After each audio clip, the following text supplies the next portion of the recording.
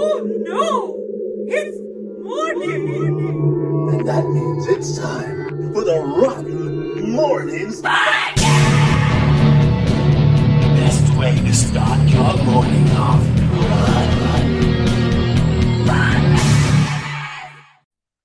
Yeah. She doesn't want to look at me. Well, hello. Is this how we're starting it? What? What is happening? Hi, my name's Carrie. Okay. God damn it, Carrie. Hey, Frankie, can you hear us okay? I can. Damn it.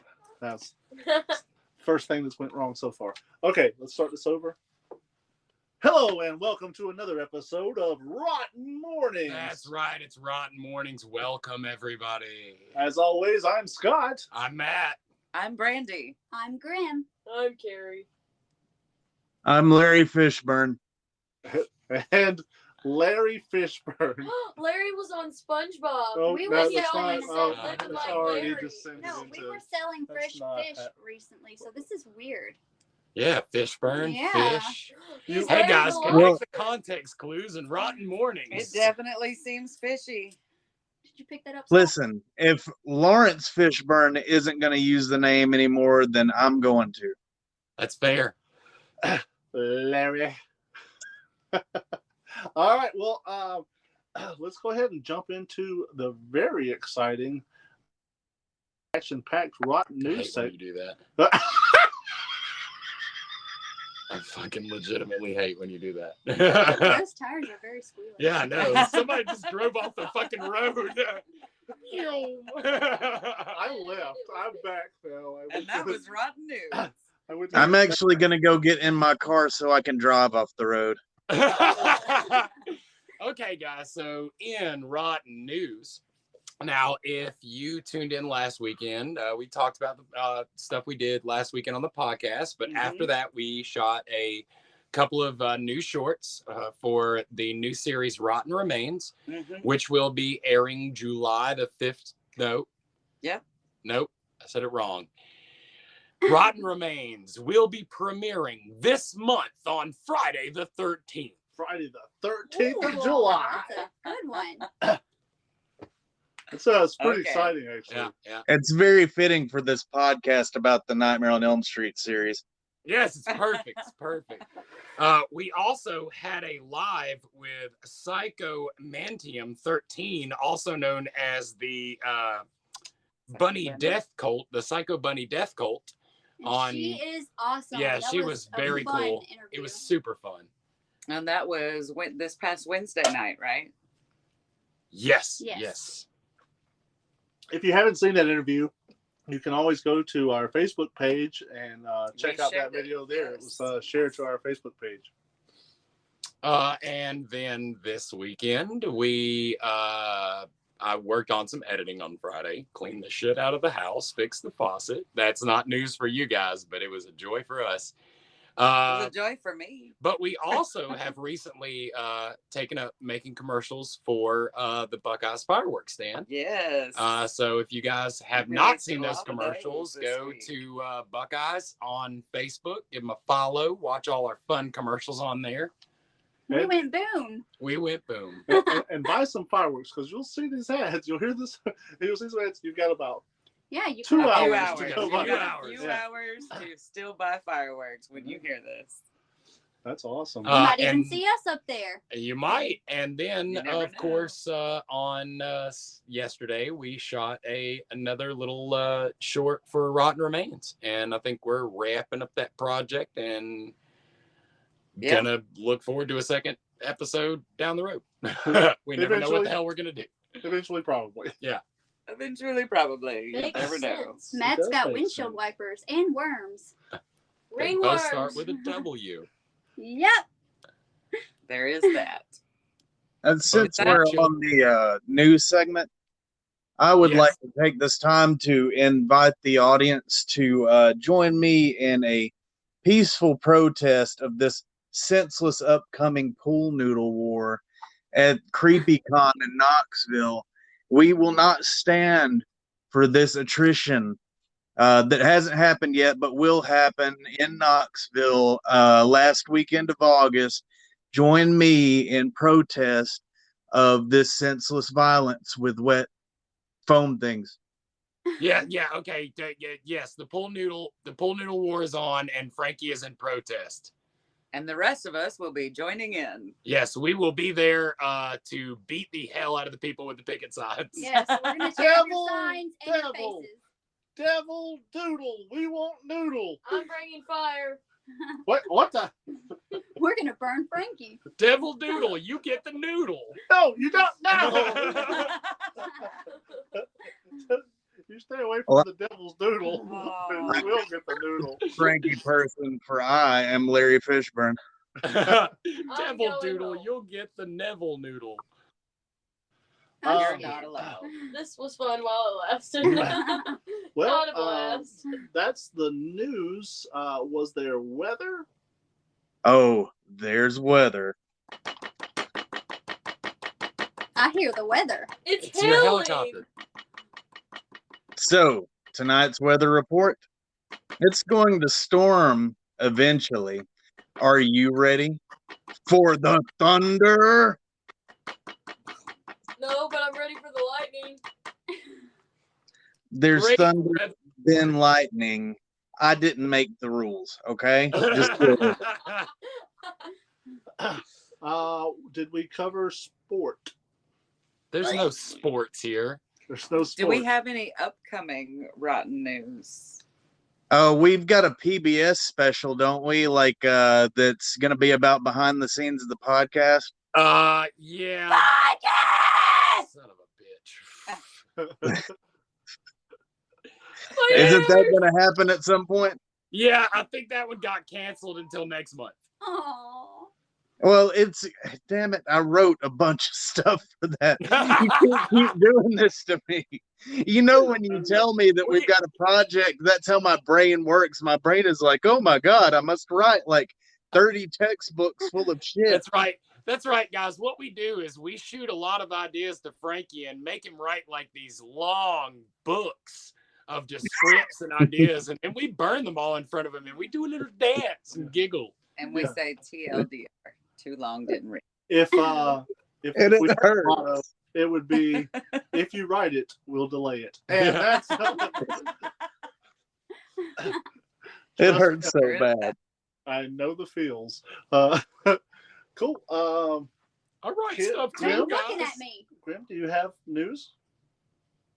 I used the bathroom a minute ago in the That's- kitchen. That's Yes, Grim peed in the kitchen. Carrie, news? She held my hand while I did it. I did. It's better to hold her hand while she does it. Shut up, Scott. No comment. Remember, no news is good news with Gary News. Brandy. Yes. Brandy is a good solid yes. Matt's talked the whole time. Frankie, any other news? Yes, for the rest of this podcast, I will be referring to Larry Fishburne as Larry Fish so that the audience doesn't confuse the two of us. That's helpful. That's helpful. It is. Cool, guys. Well, we're going to go ahead and jump to commercial break. And when we come back, we will be jumping into our coverage of Nightmare on Elm Street Part 3. Part 3. Yay. Cool. Part Dream trois. Warriors. Dream Warriors. Nightmare on Elm Street Part 3. So, And the door is red in this one as well, though it is on a little model house. It has been read in every fucking one. Suck a pig nut. Oink. Don't go that way, man. You know who's back there? It's that serial killer from that movie. What?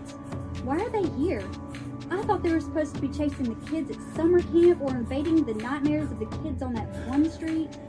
Well, they're all here. Brought in to fight off the mutant chickens, and now it's a horror free-for-all. Oh. Where do I buy tickets? The Haunted Chicken House in Heflin is the largest tourist attraction in East Alabama. Open every weekend in October. Tickets are $15 per attraction. 2 for $25 and 3 for $40.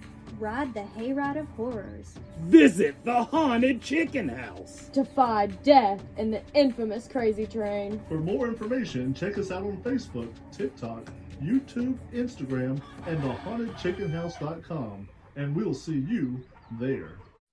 Yes. And we are back. Yay! We're back. Ta-da! All right. Well, It was a long elevator ride. It was. I mean, that's fair. I'm filing a complaint. Is this how we're going to start the second segment? People tune into this Worms segment. are segmented too. Oh my God. So anyways, guys, as we have been this season, we are discussing the one, the only Freddy Krueger in the Nightmare on Elm Street series.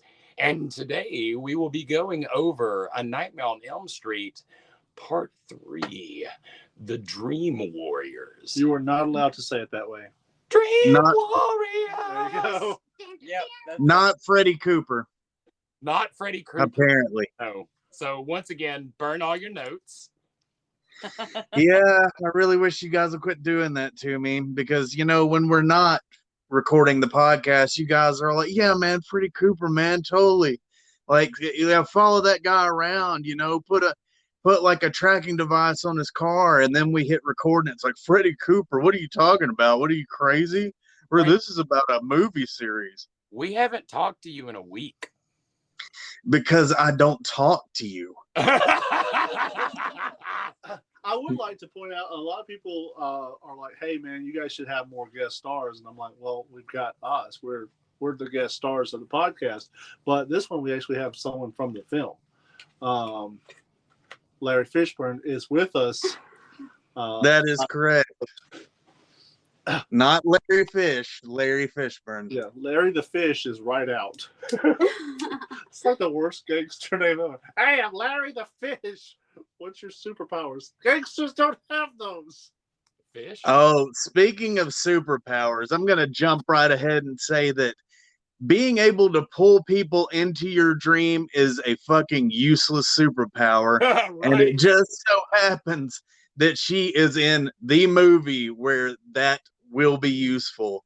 In any other context, that is a terrible superpower. Indeed. So let me give the quick synopsis of this film. Don't we want to start with the? Oh yes, let's start with the numbers, and we will turn it over to Brandy for the numbers. So, Dream Warriors was released on February 27th of 1987. It was directed by Chuck Russell. The screenplay was by Wes Craven, Bruce Wagner, Frank Darabont, and Chuck Russell. And it was, of course, produced by Robert Shea with New Line. The budget was $4.3 to $4.6 million, and the box office was $44.8 million. And Wait, Brandy. Who did the soundtrack? I don't have that listed. You go right ahead. Angelo Badalamenti. David Lynch's Angelo Badalamenti did the soundtrack. He did the soundtrack to this literally right after he did Blue Velvet. That's awesome. Anyway, sorry. Well, the only other thing I had for the numbers was that it made $8.9 million in its opening weekend. So I'll give you the film's synopsis here. And basically, you open on an insane asylum. You open on a young lady who is having trouble. She's having these nightmares. Her mother, she gets hurt in her dream, and her mother thinks she's trying to commit suicide. So she takes her to a loony bin to have her committed. Hold on, we're skipping over quite a bit here. No. I'm just synopsis, man, like last time. The synopsis, but I do want to point out who is that what a synopsis is? Correct.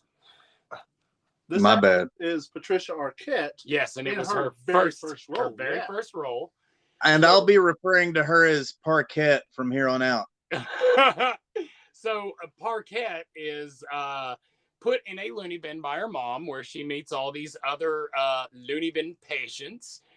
They are all similarly having nightmarish-like dreams. They don't want to sleep. They all relate it back to Freddy Krueger. Eventually, a young lady comes onto the ward to help out. It turns out it's Nancy from the first movie. Nancy then suggests that they take Hypnosil, which is the first nightmare that it talks about, Hypnosil. And eventually, one by one, they get picked off until they go and find her father and convince her father to show them where Freddy was buried. They dig up Freddy's bones and they put holy water on it and rebury it and consecrated, not really consecrated, but they say that. Yeah, they beat Freddy and Nancy gets murdered at the end. Spoiler. I mean, a junkyard is just as good as a cemetery, right? Yeah, it's just like a church. It was just hollowed ground. Yeah. And like that's anything with a hole in it, right? Like that's they dig a hole in the ground and hollowed ground. What do you think that means? Oh, wow. That's a. So yeah, that's the basic synopsis for it. So let's roll her all the way back and start right into the meat of this beautiful film. Parquette goes to bed with her hands covered in Elmer's glue. That is disgusting.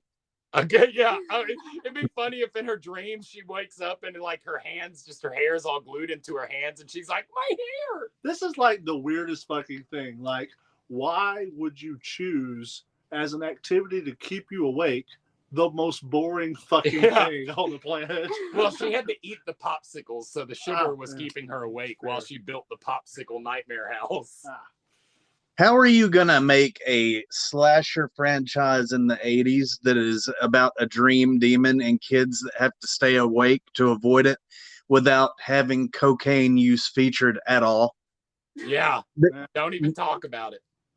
I mean, and you know there's a lot of it going on behind the camera. Where is it in front of the camera? And also, for the viewing audience. But the really interesting thing that you bring that up, this film was banned in the UK because of the drug references. But then later, it was heralded as a very anti-drug film. And one of the legacy parts of this, and it comes from this scene and a latter scene with Taryn, is that there are people who now come up to Taryn and say, hey, this movie helped me change my life and actually helped me get off of drugs. Yeah. Well, okay, so you mentioned that it was banned in the UK. Well, it was specifically banned in Queensland, Australia because of its drug reference, specifically the scene where Freddy's glove becomes a number of syringes and he injects Taryn with a heroin overdose. But in 1990, the new government abolished the Queensland Film Board of Review entirely, and the film became widely available at that point in time. So it was 3 years before they could see that film in Auckland. Yeah. But another interesting point about that scene, though, when she is battling him with the two switchblades, she actually stabbed Robert Englund. Oh, nice. That's awesome. And her head was also supposed to explode in that scene, but they couldn't make it work. Yeah. So when Parquette goes to sleep, she has a nightmare about her mom being a 90s mom that was young and still sort of dating. And Freddy's her date. So she's got great choice in men, for one thing. It's the first sub date that I've ever seen where she's like just kind of into him being like, shut up, bitch, get your ass in the kitchen and make me a sandwich. Where's the whiskey? Yeah. Is it whiskey or he asked for something? Yeah. And then Parquette goes in the bathroom and the faucets are like, boogity boo. And they make it look like she cut her wrist. All right. So now that we're on to this, what is with Freddy's like trying to make every death look like a suicide in this movie? Like he has never given a shit about that before in the previous two movies. I don't think he has, but if you follow the natural progression of these movies, it's almost as if like Freddy from part 2 realized like, dude, I cannot let the parents know that I'm here. Like the parents are giving these people way too much faith and they're not afraid. If I can keep it looking like the kid did it, then they'll question even the safety and sanctity of the trust from their parents. That's a really good point. It also brings up the fact that if you look at Freddy from Nightmare 1, you look at Freddy from Nightmare 2, and we talk about how 2 threw out a lot of lore for these are new rules for Freddy. Nightmare 3 introduces a ton of lore that wasn't ever a part of Freddy and creates, and a lot of people say this is their favorite Freddy film because this creates the lore that is kind of held going forward. Yes. So you do see It also went through the garbage and grabbed all that old lore back out. Yeah. Much the same as I go through Freddie Cooper's garbage and grab all his mail out. Yeah. So then her mother takes her to the loony bin, and the first thing we see is the first group meeting, and we get a run of the characters. Does somebody want to take character by character? I talk a lot. I fucking loved Kincaid, and did you know that he got his role by cussing out the director? He yelled "fuck you," and that's how he got his role. Yes, I actually did read something about that. He apparently came to the audition soaked because of the storm that he had to come through. Yes. And Russell then told him to do whatever he wanted to for the audition. So he basically said, fuck you. I think the casting directors and all of them were really late too. So he's sitting there drenched probably and just pissed off. And it's funny because they actually use that in the group session. The very first line he has when he stands up and goes into the corner before they sedate him in that very first scene. And he's like, fuck you, and does that exact same sort of setup. She brought up though Russell, that's Chuck Russell, that's the director. Yes. This is his first film, and he went on to direct some really, really great films.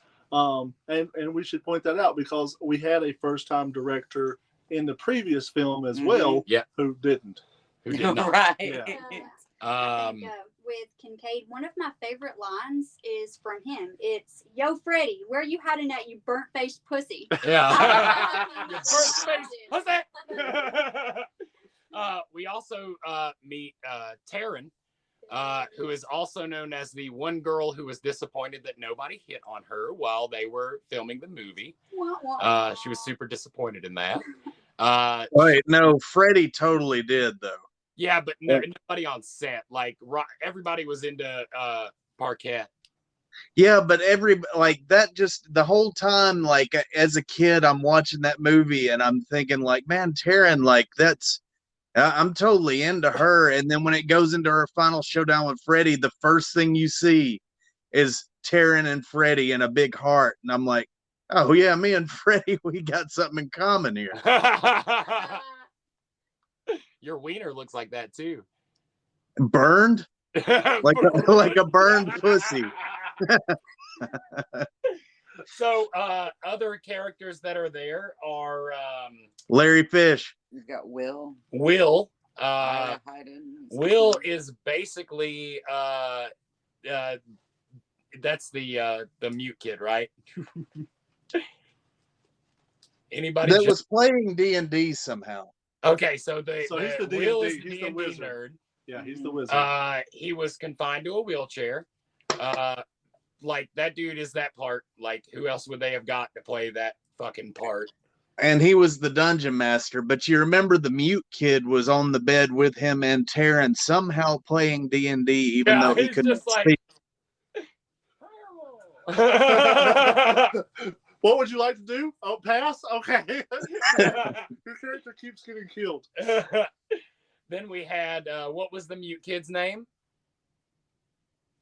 I don't remember. He never said it. He never said it. So Joey was the mute pornophile that was addicted to pornography. Like that's his big weakness was titties. And who's wheelchair? That's Will. That's Will, who I mentioned. Yeah, we just went over him. His He's name the is dungeon master. Wheelchair. That is awesome and amazing. I like that his superpower in the dream world is walking. And we also meet the very oh God, why am I forgetting people's names now? So there's a lot of characters in this movie. But the blonde-haired, not Patricia Arquette, or Parquette, excuse me.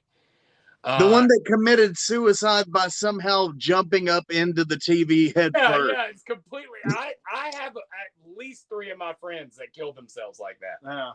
Yeah. We've actually What was that tried famous it. line? Welcome to primetime, bitch. He ad-libbed that? Yes. It wasn't scripted at all. And it became That's like the awesome. best line later on, replicated in part 5 in the credits when it's like it says Does all the things. Siskel and Ebert said this. Robert said, "Welcome to primetime, bitch." Yeah.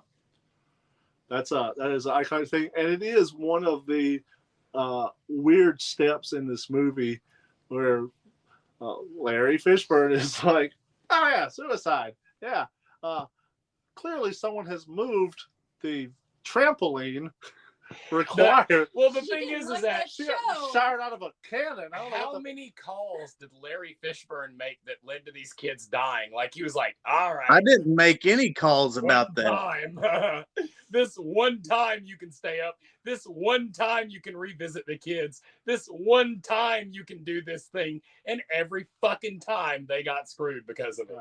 Okay, you're talking about Larry Fish. This is what I wanted to avoid, okay? So it's called the guy in the movie Larry Fish. I'm Larry Fishburne. Lish. Hey, I got to give Larry Fish all right, one thing about this character.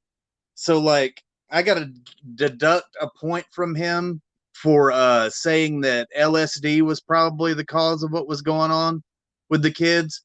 But then I've got to give him 10,000 points plus God status for saying that rock and roll, drugs, and sex is what keeps us alive anyway. Amen, brother. You know, he's a man of the cloth. I'm just trying to do the math here on your equation. So -1. So does that knock him down to like mid or sort of what's the It's word? God The status -1. Dude. Pin God status. Pin ultimate So God status. God status is like 7. that's actually accurate. That's funny. That's accurate. That's fine. So after we meet the characters, we progress to where Patricia's now in the area and they're trying to sedate her. And she's like, "Get out of here. I don't like Larry Fish." And she stabs him. He's like, "Damn you, Paquette." I kind of hate that you guys have reduced this to Veggie Tales. So we've mentioned how this was her first role. In the scene where she attacks the doctors, that actually took 52 takes. Because she get that couldn't scene right. remember her lines. Well, it was partially because of that. They also, filming was behind on the day that they were supposed to film this scene. So they did not even get to her till 4:00 in the morning. And she had such a hard time remembering her lines that she eventually had to use cue cards.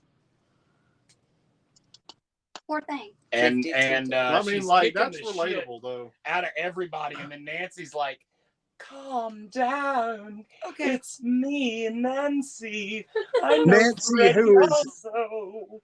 Nancy, who is somehow turning gray, even though she's like 20 years old. Yeah. Can we say like total like where Ash got his gray piece of hair from was from her in this movie? Well, you could say that unless you looked at the movie poster, which, if you've ever looked at the movie poster for this film, none of those characters look like they do in the fucking thing. And she has a white skunk stripe down the back of her hair for no real fun reason. I gotta say that this is probably one of my favorite Nightmare posters with the hand out and them in between the claws. Yeah, it's great until you look at Taryn. Yeah. Or you look at Will. Is it the Dungeon Master? No, it's the other guy, the fuck you guy. Kincaid. Yeah, Kincaid, he's super white. Yeah. he's not even the same dude. Thank you, Carrie. We needed that. Do it again. So after she attacks and gets calmed down by Nancy, then get somebody pick up from there. What's the next thing that happens? Can I touch on a couple of things before we move too far beyond it? What? That's what you said when we first met, and I'm still denying that. You loved it, though. You loved it. So I'm going to take that as a yes, just like I did that night. So in the nightmare that Parquet had in the very beginning of the movie, it was fantastic. I loved how they did the when she ran into the goop and she couldn't move. That was very much like something that would happen in a real nightmare. I agree. The reason why I'm really bringing that up, though, is because after she picks up the little girl and runs with her to try and save her, when it cuts to that shot of her making the turn in the hallway, she totally clocks something with that little girl's head as she's running, and she even reacts to it. And I was wondering if like that was an accident that they just left in the movie. Yeah, right. Yeah, Like just I hit also something. heard something about that prop. Oh yeah, well, so basically, Mark Shostrom, the special makeup effects artist in this movie, he made the mechanical corpse of the little girl to where it could move and open its eyes and grab at, Parquet. Parquet shirt and everything. And he basically based that off of Chuck Russell, the director, telling him to think Auschwitz. Well, when he got done making this corpse, the ribcage looked so emaciated and it was so heart-wrenching to him that after making it, I think it said it was like 10 weeks making Yeah, it. they 10 spent weeks. 10 weeks. He said, all right, we can't film it. And Russell's like, okay, but we have to right now. And so they had somebody go in and throw together that charred skeleton within minutes. With this real shit ass plastic skull for a head that was garbage. Because they said the one that they spent 10 weeks making was too grotesque. So Too basically, horrifying. everything in that sequence was scrapped because they even made the pig and they were like, this isn't working. So they went and got a real pig and just let it rot. And then they drew straws to see who had to sit under it to push it up so it goes. Yeah, they That's said so bad. they said the roasted pig made the entire set just smell absolutely Yes. horrible. I love this because there's so many, like, this is a very special effects riddled film. They pretty much gave all of the budget to the SFX department. But not Yes, only they that, almost every single special effects in here was designed for one specific thing and then totally had to And be then not scrapped used. or Yeah. changed. Yeah, it's just like Taryn's death with the small part of the track marks on her arm turning into little mouths. They actually put them on the wrong arm. And so they had to stop filming, and the special effects artist had to come on scene and redo it on the right arm. That's Wow. awesome. Freddy Worm. But I like that they did go so heavy on the SFX department because at this point in Yes. time, CGI was available. But they were already seeing CGI everywhere, and they did not want to rely heavily on it. So they Oh, but you got to see some other effects. blue ribbon CGI in this with the little clacker balls. They Yeah. look like the fucking Looney Tune cartoon floating around the room. The worst green screened effect was CG, and the best is when Freddy is over the top of the building and cuts. Now, the first death, of course, is the puppet kid. Yeah. I loved the marionette scene. I It love was the so marionette. fucking I good. love how they filmed it. I love the iconic. But why did he phase through the door in the hallway in the Great real world? question. This is something I like to bring up. In this particular one, there are two deaths that people kind of just can beat reality. They can walk through a locked door, or they can walk up stairs that aren't even there. Like he invisibly walks up invisible stairs. They have to, like, there's so many things that doesn't line up. Like, why could Freddy make him do that? Also, Kincaid, you're a fucking cocksucker. Everybody in there knew that they were in trouble if they fell asleep, including Kincaid. He did not want to be put asleep in the first one. And as soon as the kid falls asleep and is under Freddy's spell, Kincaid's like, have a nice walk, asshole. It's like, goddamn, Kincaid, you dropped the ball, didn't you, you fucking dick? So, I want to talk about the puppet scene, and I'm going to bring this up a couple of times. And a weird thing that happens in my head, if someone says a Freddy quote and isn't like a pitch perfect Robert Englund, then it could be to me Beetlejuice, or it could be, oh shit, what's the other one? The Mask. Yeah. All right. Both of those films have heavy ties to them. Bofa. Yeah. Bofa. Lawrence Fishburne, Cowboy Curtis. Yeah. And with Tim Burton, also, they were all associated. That's the Beetlejuice side of this. And then Chuck Russell went on to do The Mask. And you can't tell me that Chuck Russell's Mask wasn't influenced by some Freddy. Fedora, whole 9 yards. Well, now, that's from the comic, but still the take on it and that the delivery and like all of that came from right here. Yeah. Beetlejuice the same way. Beetlejuice wasn't that many years off of this film, and you see a lot of the same thing.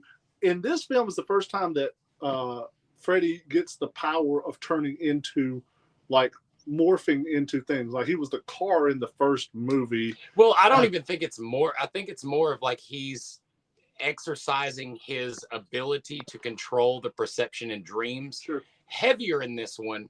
Because you have the scene where he's a nurse and then he's not. He's the Freddy worm. He's a Freddy worm. He's a giant Freddy in the sky. Freddy in the sky with stars. Do we want to talk about Freddy Worm and that effect? Freddy Worm is bar none one of my favorite Freddy Krueger effects. Like the giant green penis. Yeah. They painted it green because it looked way too much like a penis. Yeah, originally it was pink. All they succeeded in doing was making it look like a syphilitic. Yes, a dying penis. Radioactive And penis. the line when the giant green penis demon spits out Parquet, looks over at Nancy and goes, "You." That is. Yeah. I fucking love that. The way his Beautiful. lip raises up and he just looks at her, and it's so animatronic, but it's so Robert Englund, and I love the shit out of that. But the effect looks fantastic. Yes. This movie was such a perfect balance of horror and comedy that I couldn't stop watching it. Normally I can't sit still and watch things, but this was great. It's really, that's a neat connection too. So we talk about horror and horror comedy. Evil Dead was shooting at the same time. Evil Dead 2 was shooting at the same time. Now, Freddy's glove goes missing from the set of Nightmare on Elm Street 3. Like, they can't find it anywhere. His actual fucking glove that they're using to shoot the goddamn movie. Where does it show up? On the set of Evil Dead 2. Yeah. And no one knows exactly how it got there, but it's funny that these two, like, horror camp, and they had already had the back and forth. Yeah. So it shows up in the workshop of Evil Dead 2, and they're like, wait a minute. You know, that makes me wonder if Mark Shostrom had anything to do with that, because you know he was the special makeup FX artist on that movie as well. Yeah. That's actually a really good point. So great balance. That's another thing, though. We're talking about the great balance between the horror and the comedy of it. So the original script for this was written just by Wes Craven and Bruce Wagner.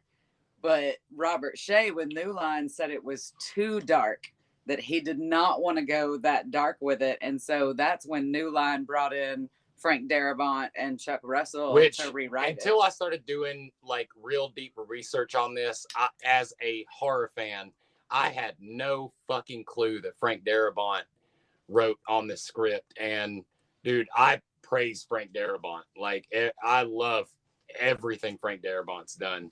The remake of Dawn of the Dead, the fucking Mist, the first season of The Walking Dead. Like, Frank Darabont has a hell of a resume. Mm-hmm.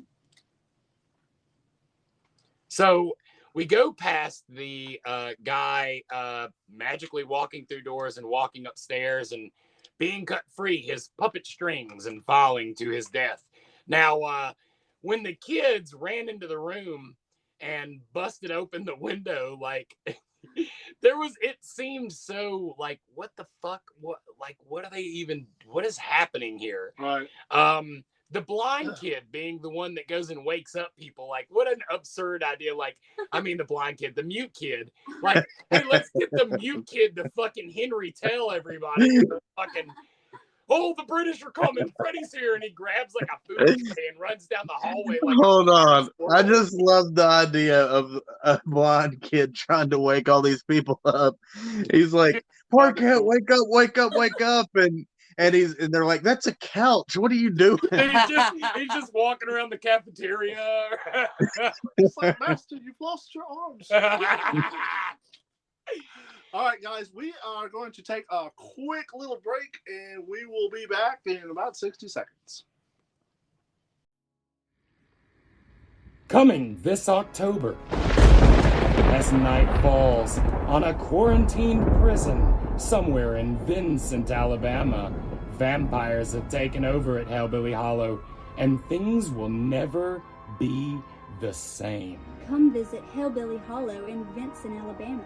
You'll have the best night of your life. Yes, we'd love to have you in our neck of the woods. The wait is driving us batty. This year, we've raised the stakes. Join us. Join us. One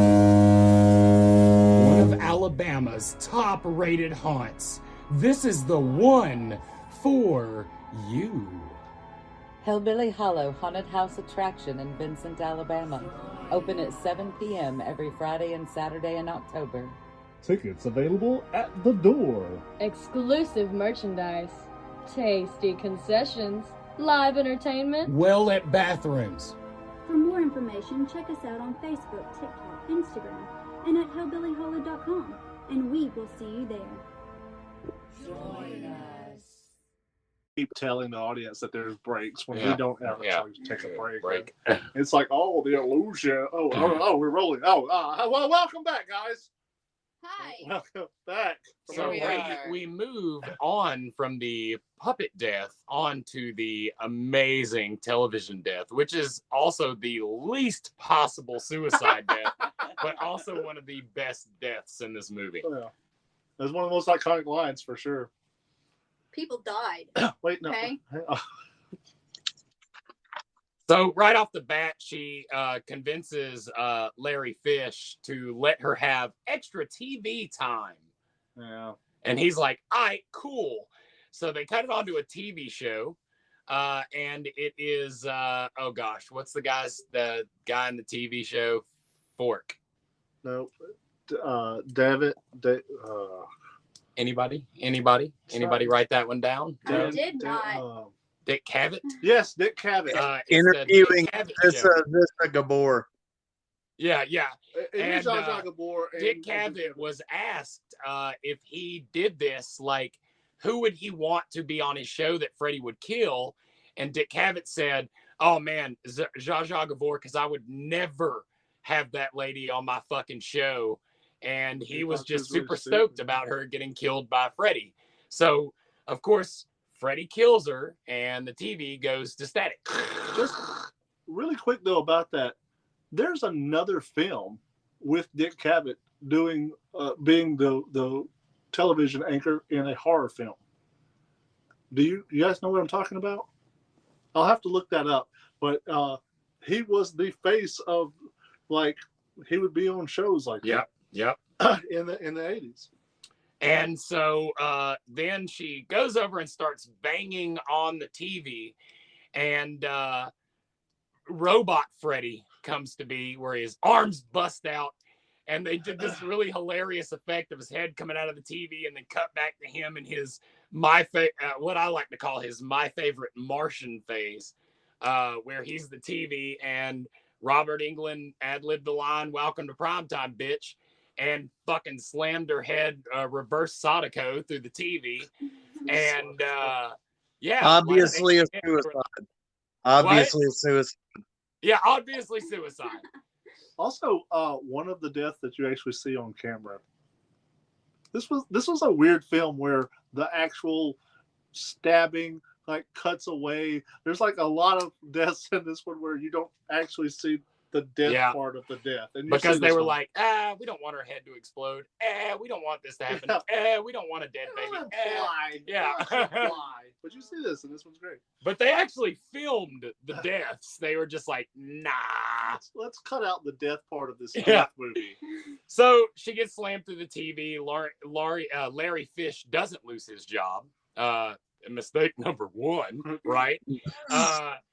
Everybody freaks the fuck out, and Nancy goes on an impromptu date with the other doctor, which is probably the most exposition in this whole fucking movie, where it's like, what, huh? And then later on, he starts seeing the ghost of Freddy's like mother. Like they never really explain why the ghost of the mother even comes back. And it's not even. She's like, well, I know her. Like, Yeah, you coy bitch. You Like, fucking bitch. You could have just been like, yo, this dude's Freddy. He's son of 100 maniacs. It's me. I got you. This is a ghost who doesn't want to be judged. Yeah, I it's have like the nun that she's like not really lying, but she's also really lying, you know? No, this is. I have it in my Toby. notes. I just have written in my notes, "Ghost Nun!" exclamation point. Yeah. Like, Yeah. what the fuck? That everything with the ghost nun makes no fucking sense. Why the fuck is his mom there? Why is she only talking to this doctor? And why isn't everybody like, hey, bro, your doctor is fucking nuts? Well, of course, this is a nuts house. Well, now, what if Nancy was actually just a pharma rep for the drug that was, she was trying to distribute to all the kids? Yeah, she was like selling Hypnosil.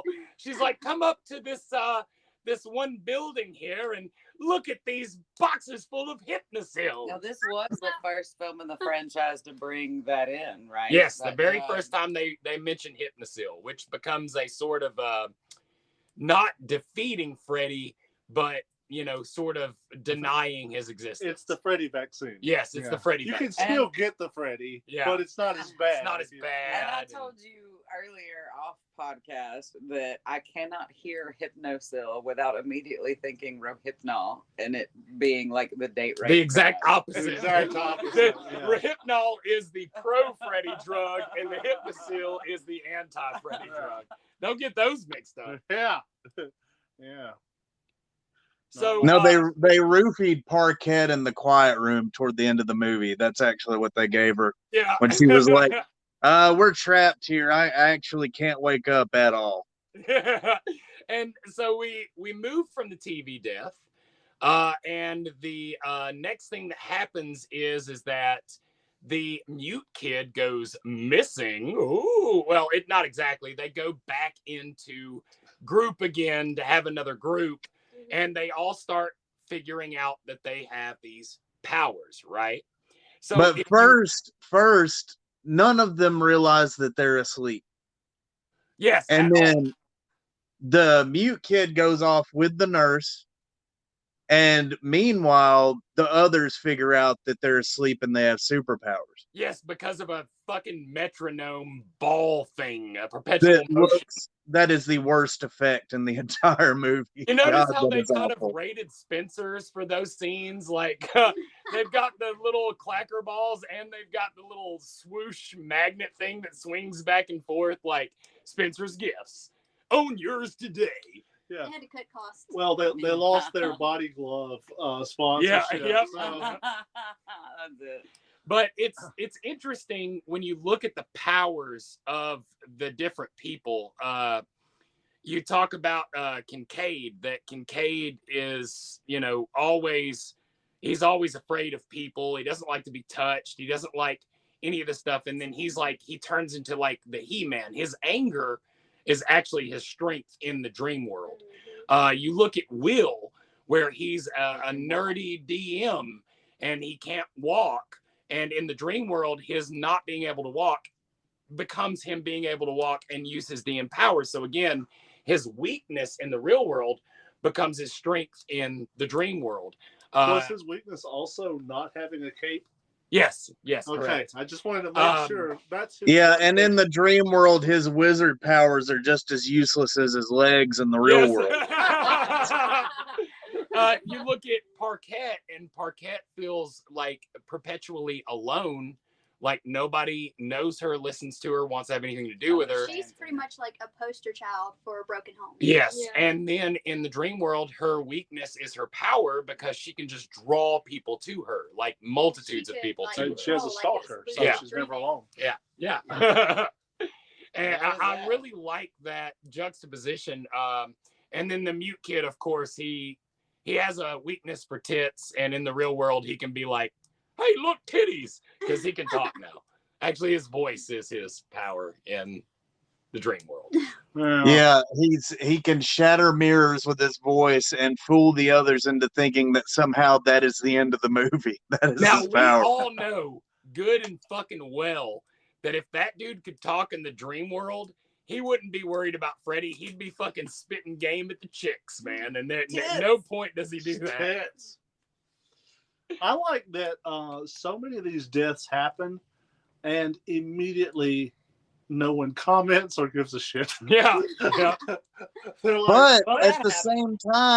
same time, this slasher film pulls off what like most slasher films do not. Like you actually care about the characters. Yes. You know, it gives you enough time to actually get to know them a little bit before it just, completely fucking destroys them Well, in I horrific agree. ways. A lot of slasher films, what you get is like certain lines that go, "Oh well, can't wait for this douchebag to die," and that's about it. You want to have that person die. So when the mute kid gets taken by the nurse, hilarious fucking scene. I really kind of wish they would have done it the way they wanted to begin with, because it was originally that Full Freddy penetration. Yes. That Freddy would slowly become Freddy from the nurse. So there was actually a scene where it was Freddy Krueger's head on top of like a naked, nude female body, and they were like, it's just a little off-putting as fuck, so we're not gonna do that. They even put the Freddy Krueger makeup on the woman playing the nurse and was like, no. Well, it was so weird, and especially coming from part 2. I mean, there's gonna be a lot of confused kids. Well, Hey, all right, I'm gonna say it. This should have been part 2. Yes. Like the part 3 Dream Warriors should have been part 2. I agree. Part 2 should have been some other non-Freddy movie. Yes. The willingness of Robert Englund to get the breast implants really pushed the envelope. Just what a champ. So we move forward from the young fella being taken prisoner and them all figuring out their powers. And it's like, hey, what's your power? And she's like, in my dream, I'm beautiful and bad. And she's all punked out. And then the black guy, or Kincaid, is like, oh, in my dreams, I'm a He-Man. And he like bends a bullshit dinky chair, like, oh, way to go, Kincaid. What a badass move. And then like Parquet's like, in my dreams, I'm fucking Exuna Bayon, and I cut a couple of flips. Who gives a fucking rat's ass? It was such a bad cut, too, between her and the actress that does the flips. Hilarity ensues. And her powers in the real world and her powers in the dream world were useless. Yes. So, yes. And the kid in the wheelchair is like, I have powers too. You guys want to see? And he just stands up, and they're like, what? You can stand up? Oh, okay. Wow. Literally, all the rest of us are doing that right now. It's not like, special. wow, you are literally almost effective as the rest of us now. Yay! Well, that's I don't know. You think about like your handicapable people, and I don't know how that affects them watching that movie, because I think that a lot of people the mute, I don't think he talked. I think he actually did talk. He yes, he chose not actually. to. Yes. But like the guy who they couldn't. did mention that he doesn't talk much or something. Yeah. But the guy who's in a wheelchair, he can't walk. That's not a thing he's choosing to do or has trauma. I would assume that it's not a trauma-based thing. But I would just wonder, like, I bet so many people who are bound, and I have a family member who's wheelchair bound, and I that dream, or like being able to lucid dream into walking, they're probably, it's like, oh well, you're normal now. But it's like, it's not that. It's so much more. Like, I can actually feel. Yeah, but wait a minute. If they made that movie today and they had the Terran girl who was more emo that becomes a punk, they have the guy in the wheelchair. P.S. He is not bound to a wheelchair. He can walk. He walked in the dream. He's not a handicap. Yeah. You have the fucking mute who isn't mute. If you made that, do you know how many people would be like, whitewashing? Why don't you get a mute person? Why don't you get someone who needs a wheelchair? Why don't you get someone who's actually a punk? That's an emo, you fucking idiots. Yeah, why don't you get someone who's in a wheelchair? Well, because we need him to walk in the scene. Why don't you just make him legs? Okay, hold on. Stop being heartless and make legs for the crippled boy. Damn you, here right now. I think the point that I was trying to make was murdered, and we're moving on. And Kincaid, he doesn't get beat up by any white cops in this movie, and that's like, oh, what the fuck? That's out of character. So again, whitewashing. Just throwing it out there. I'm getting really uncomfortable right now. That's because my hand's in your butt. What? He said whitewashed and then said something was up. Dirty ass. So after that, Freddie just basically is like, oh, you guys are badasses. Separate. Pulls them all apart from each other. Goes to the DM, he goes to Taryn first. And meets her in the alley. And like you said, they have that iconic like heart of them standing there. It's fucking great. You end up with the iconography of the glove with the syringes. One of the few times that Freddie actually has two gloves on. He has two. Oh, that's a great point. Yeah. One of the only times in the movies where he's actually has two gloves. But it's just the needles. The track marks in the mouths. The track marks in the mouths. And there's a good little fight. Like, she's one of the few people that have, in the first person, to ever really hand-to-hand combat battle Freddy. And Freddy's like hopping around her like the kid bully, like, oh, you almost got me. Gotta be faster than that. Except for that's the part I mentioned earlier where she did actually stab him with the Stop prop playing, knife. Robert. I get you, you motherfucker. I think it was with a prop knife. Yeah. But it still did hurt. Yeah. Right there in his ribby ribs. Yeah, they described it as like her getting a little too into her badass role. Well, it's kind of like when I stabbed Freddie Cooper when I got a little too into my role, That's kind of like when I stabbed Matt. Larry. So the DM gets killed by I don't know, it's such a Willow scene to me. It always makes me think of Willow. The scene where he's on the bridge and he throws the acorns and the trolls like mold together and he's shooting stuff at him. So it's either that or it's the way in Star Wars that they took out the Emperor because he's spraying him with the lightning and then he just goes and picks him up and throws him. Exact same death for the DM guy because he's hitting Freddy with the lightning and Freddy's just standing there. And this kid's like, you know, it would be really, really smart to do now. Let's run up on the guy that has a limited distance on his melee weapon while I am firing magic missiles at him. What a genius. Well, okay, so there is actually something funny about this death behind the scenes related. The blades on his glove were supposed to be retractable and he could not get them to retract and they did not want to hold up the filming of it anymore. So they took a 2x4 and put it under the kid's shirt. And it just so happens that Robert Englund had good aim. Luckily. Way better than Taryn. Because at this point, Robert Englund had some vengeance to get back on the cast. I hate that, like, I'm so in this mindset, but it's like, why did he approach the guy with the melee weapon and then pitch meeting so the movie could happen? Yeah. It always blows my mind, and it is so like, you can't tell me Star Wars didn't rip that fucking shit right off from that movie. When Darth Vader throws the Emperor over while he is spraying him with the lightning. It's just pink as opposed to green. But the way the kid looks when Freddy picks him up is he looks like a midget. Like, it seems like he changes into a doll when Freddy stabs him and he's holding him there in that silhouette.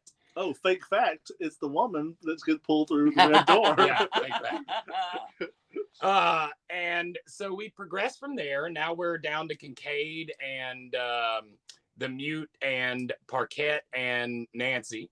And they all end up being able to, like, appear in the same place because Kincaid, like, hulks his way through a wall. And they go and they find the Mute kid and they release him. And next thing you know, they're in a room full of mirrors. And Freddy's all like, get in this mirror with me. And he starts grabbing them and pulling them through the mirror. Oh, I'm in all these mirrors. And they're like, okay, well, we're going to back up to all of them. Yeah, what a smart move. It's not the Conan scene No, at it's all. a very interesting juxtaposition from the last scene when they were in the quiet room with Parquette. And they're all standing in the middle of the room because they're like, these sheets are ripping. What is with these sheets? Like, it doesn't seem dangerous at all. It's just fluff and ripping sheets. And they're like, oh, oh, oh, oh. I would be really scared if I was made of cotton. So then, he comes in and screams and busts the mirrors and they're all free again. And they're like, got him.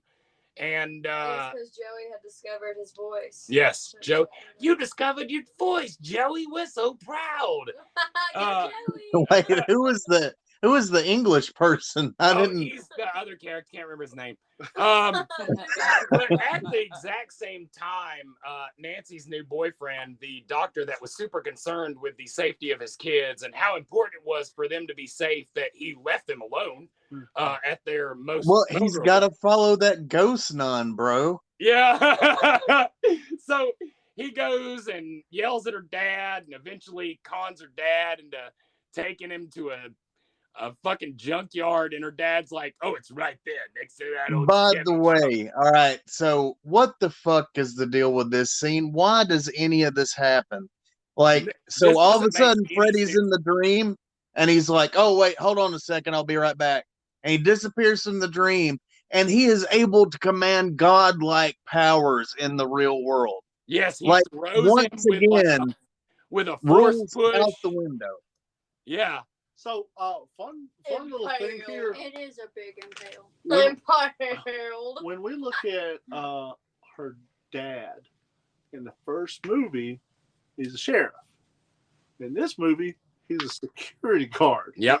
What happened in this character arc? He lost his wife and a bunch of kids in his neighborhood on his beat. Yeah, and they were like, unlike Larry Fish, who keeps his job, you will be losing your job for letting people die. Well, what person? Like they, when the kids are committing suicide in the mental hospital, they're like, "Hey, we're gonna fire one person because this is right." What? Not like everybody. Like I think you guys are mostly doing okay. We still got some kids. Yeah, I mean, fucking 5 out of 7 is good. Yeah. So now, now, let's keep going with this. So now we've got Paul Blart, the security cop. Yeah, and the survivor from 1 and the survivor from 3 all together in this scene. Yep. Yeah. And so they go to Freddy and they beat him. And this was one of the first movies, again, this iconic idea of how Freddy consumes the souls of the kids. Yes. This is the first movie that they really show the souls in him. Like he rips his shirt off and he says, all the souls, I'm fed off the souls of the children. And you see them all pushing in. And again, another shot of boobs. That's twice in this movie that there were tits. When I was a kid, that was like, what? Holy fucking tits. They're tits here. Oh, tits. You because sounded there's like the mute kid just there. Yeah. Holy fucking really, I sounded like the mute kid. That's Oh, What you would have that was said. actually me in my dream world. But I love that idea. It's fucking awesome. I also love that while this is happening, you know, he's finally, after her father has been force pushed across the car lot and killed, that eventually he wakes back up and he kicks the bones into the hole and he puts the cross on the head, and you get that fucking scene where Freddy is just arms out and boom, that cross appears on his fucking forehead, shining that light, and he starts like, and so we're not even gonna talk about like the reanimated bones just kicking the shit yes, out of both and the they doctor. actually said that they loved Harryhausen. Am I right about that name? The Jason the Argonauts. And Yeah, really, obviously. they wanted to do an animated skeleton, and then when they started doing it, they were like, "Holy This is fucking shit! hard. How did they do that? This is so hard." Again, the first how within the rules and the lore of the series is that possible? Okay, this is what after watching it again, what I think honestly happened was the father of Nancy fell asleep waiting for him to get the bones out of the car. When the bones came out of the car, the dad was asleep. If you notice, Freddy can make bodies do things in the real world if he's doing it to them in the dream world. So when he force pushed the dad, it knocked out the detective, and now he was also in the dream world, now fighting the skeleton that he couldn't have seen beforehand. And then when and then when Freddy gets pulled back to the other place, if you notice, he wakes up on the ground.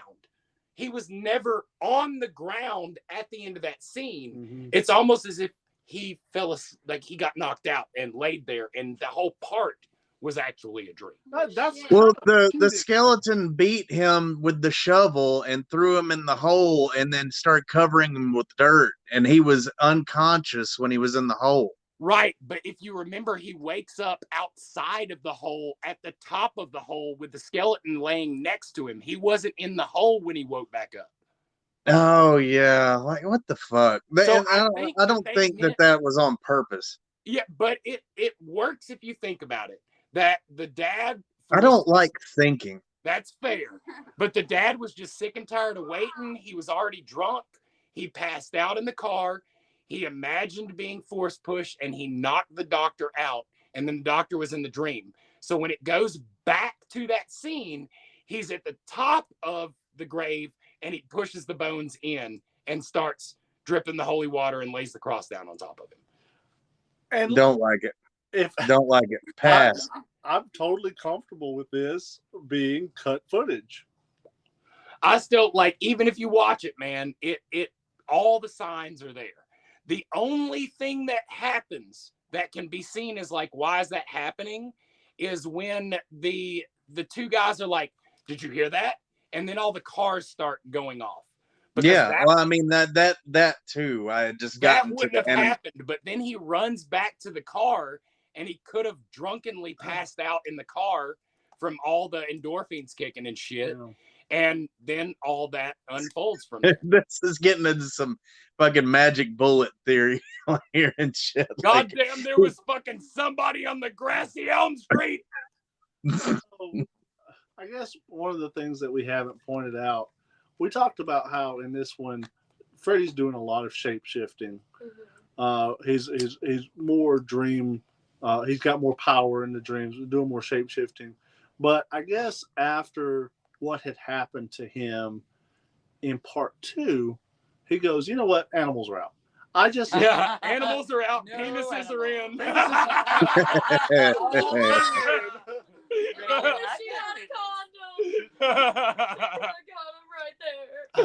And again, it was still that undertone, extreme sexuality. Everything was about, the first death. He pulls the cords out of the guy and he's working him like a puppet, and then he shoves the other girl inside of him, and he tries to put her in the tip of his penis like he's in India or something. I don't know. And you know, it's very undertone sexual. Taryn, he's basically making out with, you know. Yeah. He hugs the DM kid. He's like, "Hey, come here, bud. Oh yeah, let's hug it out." Little huggy poo. He gets to third base with the mute kid. Yeah, that's true. That's true. Tongue and all. And he's like, "Hey, mute kid, don't you like my body?" And mute kid's like, I'm shaking my head right now. Yeah, like, I forgot y'all can't see that. Audio. But then, you know, they think Freddy's dead. They're like, okay, we're good to move on. And Nancy's like completely okay with the fact that her dad just appears out of fucking nowhere when he was like halfway across the movie. It's like all sparkle and shimmery, like you said. And then he's like, "Honey child, I have died, but I just want to stop by and be He said crossed over. Yeah, I crossed over with Jordan fucking whatever his name is. Nancy should have known. She should have known by now. Yeah, and he's like, no notes. She was just like, "Oh, okay. Well, this seems legit. Like, I'm gonna hug you now." And she wasn't even like sad or anything. Like, my dad's dead. She's probably like, "Oh, you drank yourself to death, didn't you? I knew it was gonna happen. Well, better now than never. Inheritance, yo." And then Freddy's like, "Gotcha, bitch," and fucking sticks her in the belly. Which was so unsettling because why do you bring this character back who is now going to be your not Janet Leigh, Jamie Lee Curtis? Yeah. Who is going to fight Michael Myers for the rest of the series. And then it's like, no, actually everyone's going to die. So we're good. Nice bow.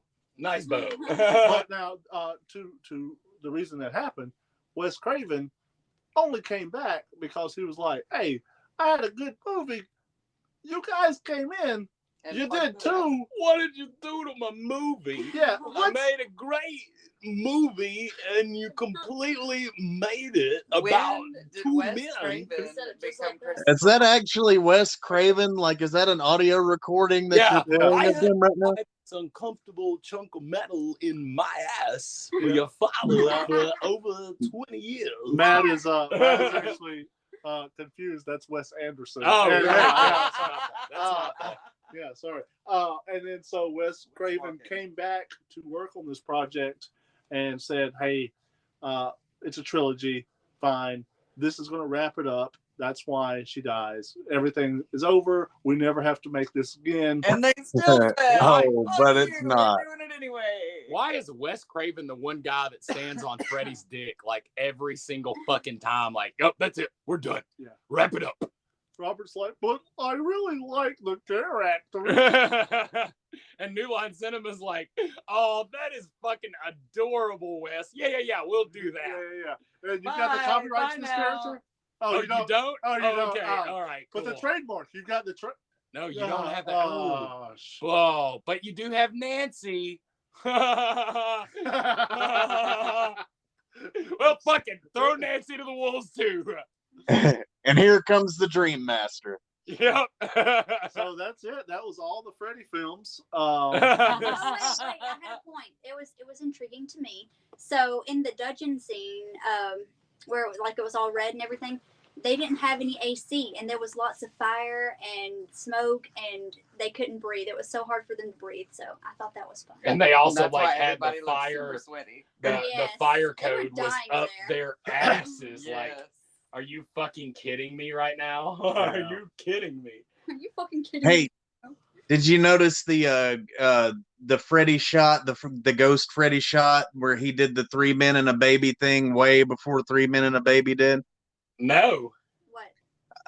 Early in the movie when Parquette's doing her suicide attempt and she's got the razor blade in her hand and she falls to the ground, you see the mom in the mirror, and then the mom ducks down to check on her. There for a split second, you can see the shadow of Fred Krueger there in the mirror. Nice. Oh, wow. We didn't talk about one character who's not really in this movie, but is in part of the story.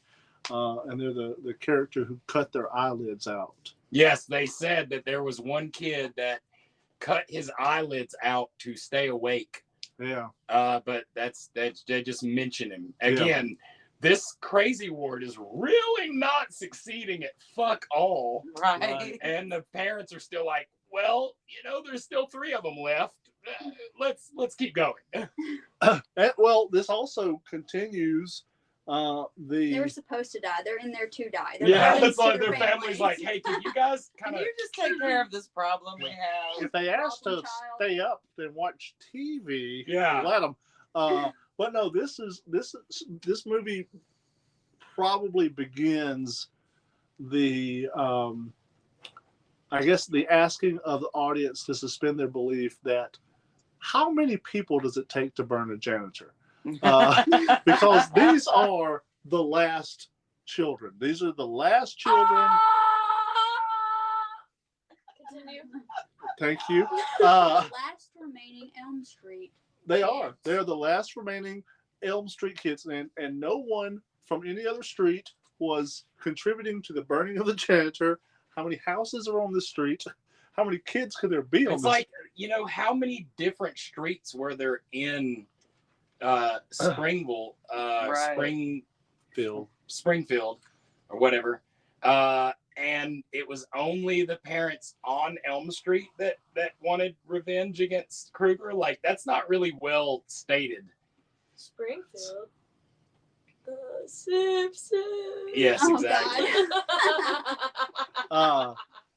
Well, I mean, there's a lot of inconsistencies. You remember how in part 2 when she brings Jesse to the factory and she says this is where Freddy would bring the kids to kill him. Yeah. And then later it was like they went into the furnace in the basement of the house and there was the glove in there.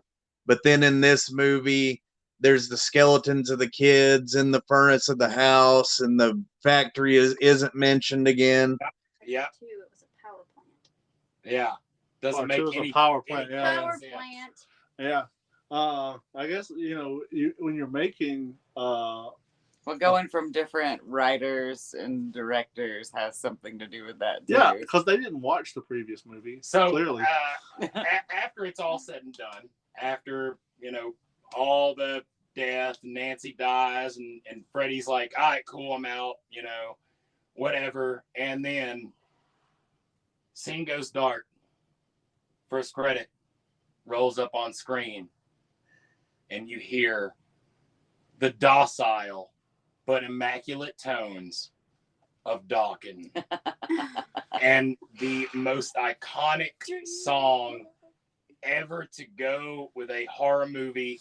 It was the first time that a band had really dived into doing a song specifically for a movie, and it was Dawkins' Dream Warriors, and you almost cannot say Dream Warriors without doing it like that. Dream Warriors and fighting for the night. The neatest thing too about that song, That was great. If you don't want to watch this movie, which is one of the best in the series, it really is. But if you don't want to watch this movie, just watch the music video because it's a highlights reel of the It film. is. Yeah. Well, we've touched on in the coverage of the first 2 movies how in those movies our pop culture concept of what Freddy Krueger is, what didn't exist. Well, here he is. This is the first time that you get the Freddy Krueger that's, Really, so infamous. The thing that nailed him away as being an MTV icon was the Dick Cavett show on the TV, I believe. Like, having him do that and be so farcical and hilarious was really the first time you see Freddy go farcical and hilarious. But even saying that, this film was a sweet spot because after this, it got a little heavy-handed. Yeah, yes, it did. Yes, it did. But yeah, Dream Warriors. Anybody got Warriors of the Dream? Throw in on this? No, I kind of wanted to know who the other film that Dick Cavett was in, but yeah, it I doesn't couldn't matter. find it. I looked, I couldn't find it. This was actually the first New Line film to open nationally. Oh wow! this is the house that Freddie built, and they keep having first with this character in a series that only lasted these 3 movies. It did not. Which explains Shut why your mouth. they kept going. No, kept my going. favorite part is coming right up because I love part 3. Don't get me wrong, but part 4 was my favorite. My favorite. Well, guys, that's been our coverage of Nightmare on Elm Street Part 3. Dream Warrior. Goodbye, I'm going to sleep. Fighting for the night. Don't drink. The door was blue. You go to hell. You guys stay rotten. Stay rotten. Stay rotten.